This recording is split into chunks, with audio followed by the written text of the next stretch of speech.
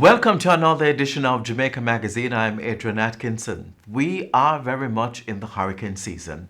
Recent data from the hurricane tracking organizations suggest that this season may still produce a major storm. Therefore, preparation is necessary. You must have at least 2 weeks' supply of food, water, and medicine at home in case a storm or hurricane hits. Get prepared now. Stay with us. This is the show with the information you need to know. Whenever you hear the following tone, the Office of Disaster Preparedness and Emergency Management, ODPEM, will be giving information on an emergency situation affecting the island. Please be on the alert and listen to your radio and television for further information.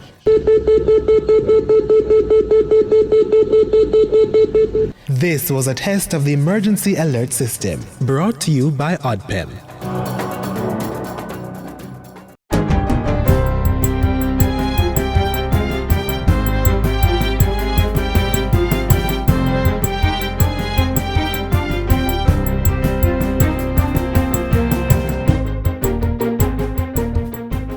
I'm Lorraine Mendez, and this is your JIS News for Tuesday, October 20.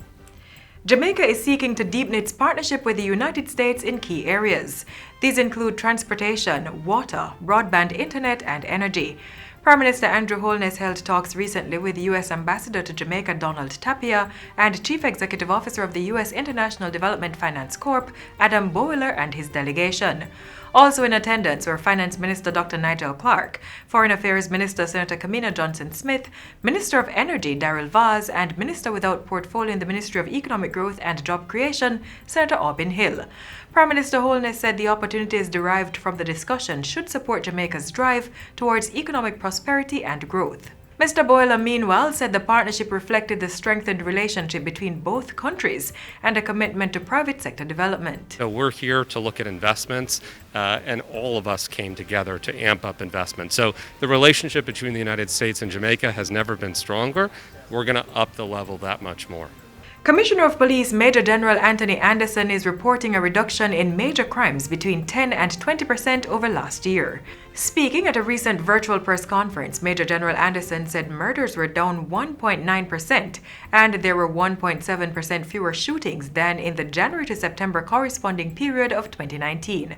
The police commissioner said progress was being made under the states of public emergency to reduce the murder rate prior to their ending on August 17. We had reached a position of 5.2% below last year. We have pretty much lost about 4% over the last 5 weeks, which is of great concern to us, but also I'm sure it's of great concern to the public. It's shown itself to be the tool that most quickly suppresses murder and shootings in the space where it's applied. So that has been shown. So it is important that we get it. We can see every time since we've implemented it that it has been removed, we start to see the spike again. At the same time, the commissioner said of the more than 200 persons detained prior to the ending of the SOE, about 100 persons were charged and 140 were released. Major General Anderson said since their release, 57 of these persons had come to the attention of law enforcement. Of that number, 16 persons were suspected of murder since their release, while 9 were named as shooting suspects, of which 4 were rearrested and 5 were involved in robberies. This information and intelligence we're getting, obviously, on all of them. We are moving to make the cases, to move to arresting them when they're at large, and bringing them back into custody as soon as possible. With the increased use of electronic devices and online mediums, individuals and businesses are being encouraged to apply safe measures to protect sensitive information. The call comes from the Jamaica Cybersecurity Incident Response Team, JA-CERT. Head of the Communication, Forensic and Cybercrime Division, Deputy Superintendent Warren Williams, says since the onset of COVID-19, there has been an increase in the number of cybercrime incidents. We have seen a lot where people are using these digital devices for malicious communication. We have to be wary and careful of what we do online. And of course, the law is there and it has enough teeth at this point, and we believe the fines and punishment for breaching of the law should match the times and the offenses as they are uncovered. Deputy Superintendent Williams says persons can be fined a minimum of $2 million or 2 years in prison for using electronic devices for malicious use. The maximum penalty is 20 years in prison or a fine of $20 million. Mr. Williams says between 2014 and 2018, over 2,800 cases were reported, with more than 1,000 being cleared. $6 million or 3 billion Jamaican dollars in losses to businesses were reported.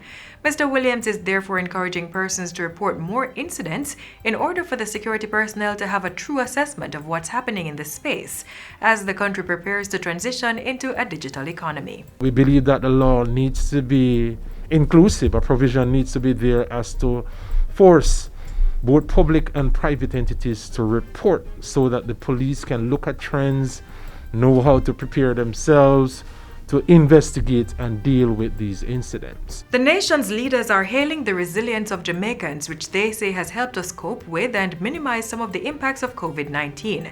This was highlighted in their address to the nation and also at the National Honors and Awards ceremony yesterday as we celebrated Heroes Day. The theme was celebrating a heritage of resilience and pride. I must seize this moment to pay tribute to all Jamaicans for your heroic attitude during this COVID-19 pandemic.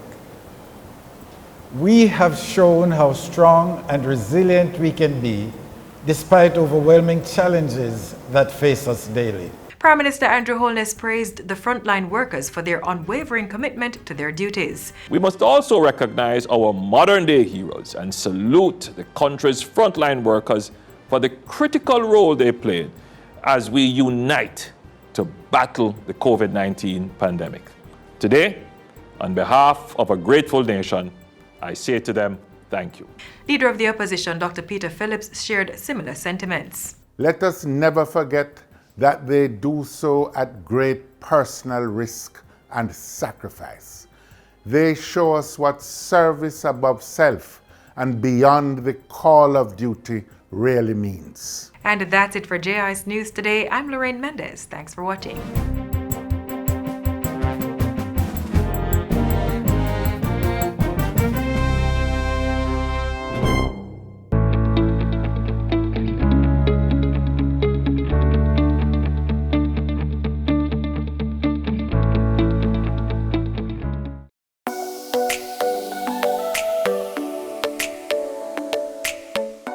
To properly carry out a hand rub, apply a palmful of the product in your cupped hand, covering all surfaces.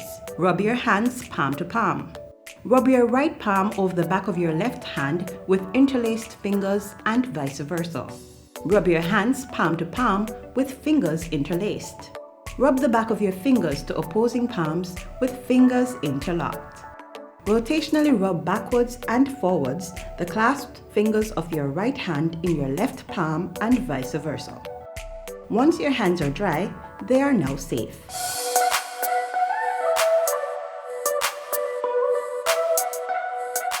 Heart Trust is known for grooming generations of skilled personnel who have helped Jamaica on the path to developed nation status. In recent years, the organization has undergone institutional changes to better serve today's youth. Take a look. The new Heart Trust NTA bill has been approved in both houses of Parliament. The bill seeks to merge the functions of the Heart Trust NTA with 3 other agencies that share similar roles. For us at the Heart Trust NTA, it was found that the Jamaican Foundation for Lifelong Learning, the National Youth Service, the Apprenticeship Board, and the Heart Trust NTA had like functions. Our core functions was the development of human capital with a focus on the youth. And so our merger commenced in 2017. The newly merged entities will become a super institution known as the Heart Trust National Training and Service Agency, NTSA.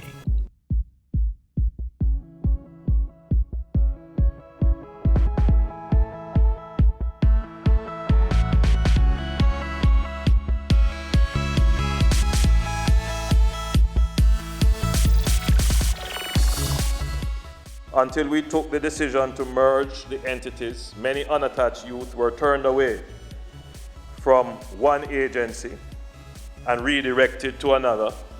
And in the process, many fell through the cracks.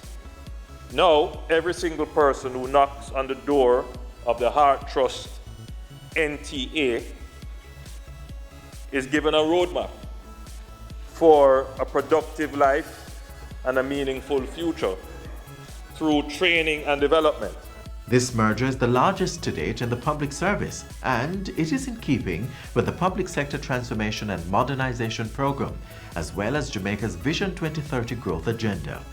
With significantly expanded programs and service offerings, the new entity is being positioned as a key economic driver.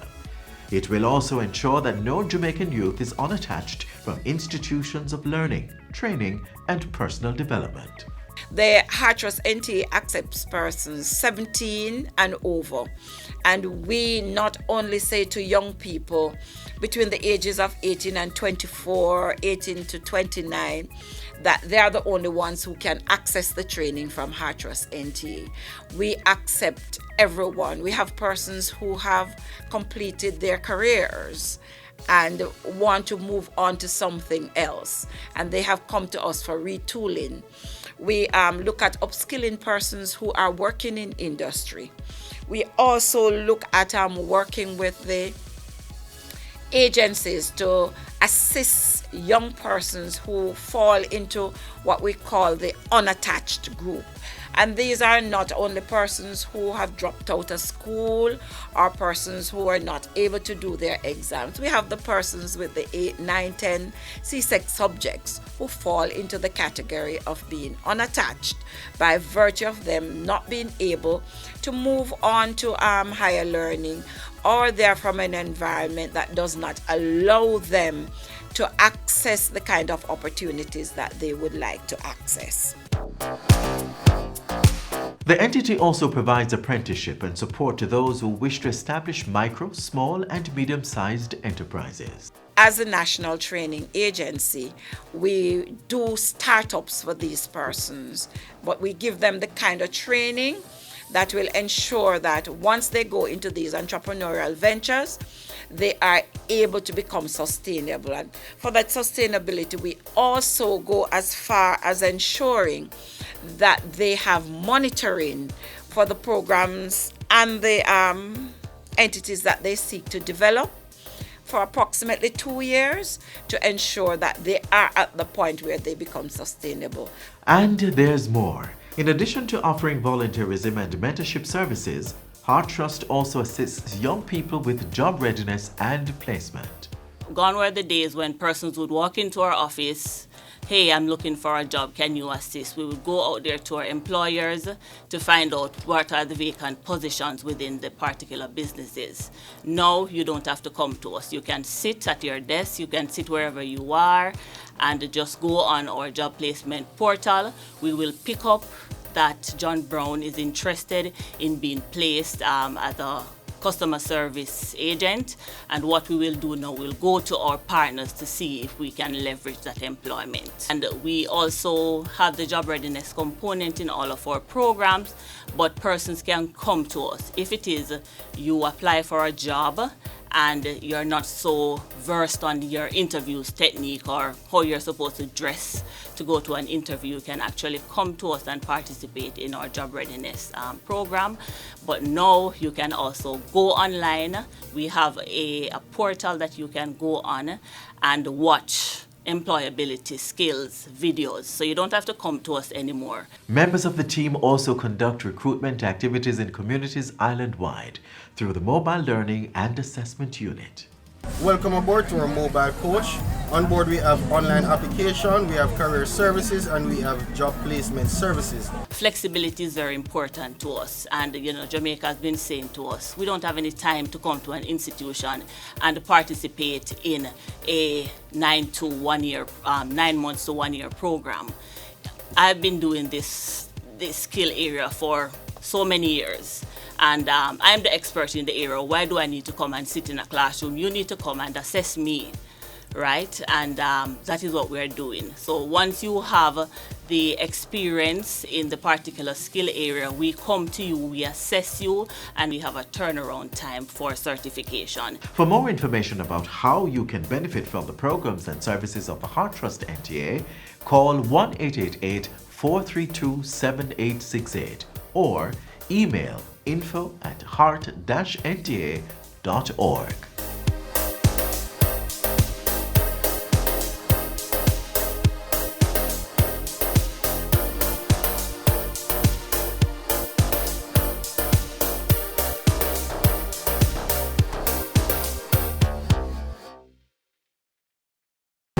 Hurricanes can strike at any time. In the event of one, be prepared to act quickly.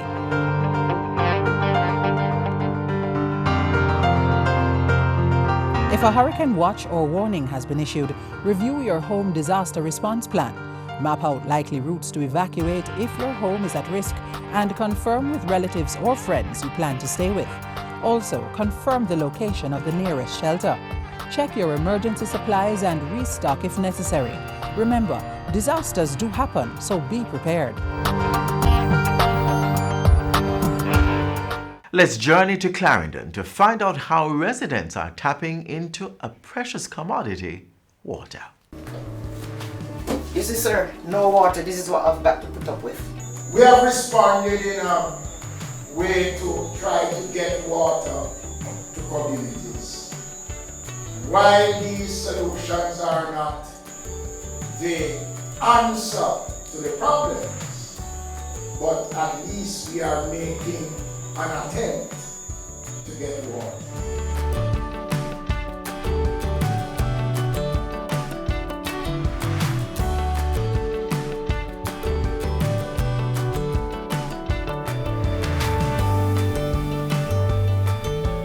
This water shop ground was broken in 2016, and it actually was brought into operation November 16, 2017. This water shop presently serves approximately 60 people per week and dispense about 8,000 gallons of water on a weekly basis. The Pennant's Water Shop is the first such facility to be established in the country. More than 3 years later, the Ministry of Local Government and Community Development has commissioned into service over 7 water shops across the island. Parishes such as St. Elizabeth, Clarendon, Manchester and Portland are happy to have unlimited access to potable water. These water shops have quenched the thirsts of many residents who do not have the precious commodity flowing through their taps. And we provided this water free of cost. Well, I've got 2 tanks. I don't drink the tank water. My husband, sometimes we went on the road to get water, but since this water is here, he fetch the water from here for drinking. That's how we get water. Pennants is one of these rural communities, largely farming, with a population of over 3,000 people. There are a lot of people here, of course, and one of the challenges we have is lack of running water. The district is not adequately served by any water system. There was once upon a time that water came from the northern side of the parish, but because of the increase in population, we get water here just every now and again, a little trickle. It's really rainwater that suffices the citizens, and the river. There's a river nearby that they also use for washing and other purposes. I appreciate it that the water shop is here. We can come and catch water when we want, drink water. So at this point in time, I think that this is probably the only reliable source of potable water for the citizens of Pennants and the surrounding communities. It's Crooked River, Prospect, Main Ridge, Mullet Hall, Dank Savoy, Summerfield, Beckford Crawl, Iron Gate, Blackwoods. In fact, almost all the communities surrounding Pennants, we have residents using this water shop. This water is bought from the NWC system. It's treated water, and then when it comes here, it's again treated. So it's chlorinated from the NWC system, and then it is filtered here. So what you have is proper drinking water being dispensed at this facility. Tastes good because you cannot taste no chlorine in it. It's just crystal clear and drink very light. I drink this water and I don't put it on the fridge. I just catch it, put it down, and I just drink when I want water to drink. It tastes good. Most people really appreciate the services being offered here. Of course, they will also tell you that they would prefer for the water to be come directly to their homes, and they are willing to pay for it. So this water shop really wasn't intended to be the end in itself. The long-term plan, of course, is to have a proper water source and water piped to the individual homes, wherein it is metered and paid for.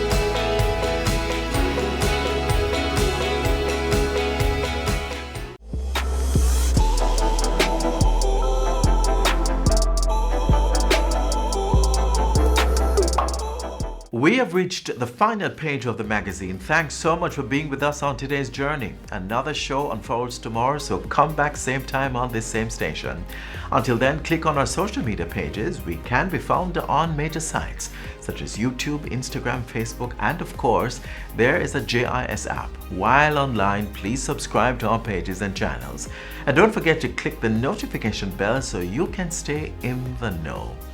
On behalf of all of us here at the JIS, I'm Adrian Atkinson, encouraging you to stay safe. This has been a production of the Jamaica Information Service, the voice of Jamaica.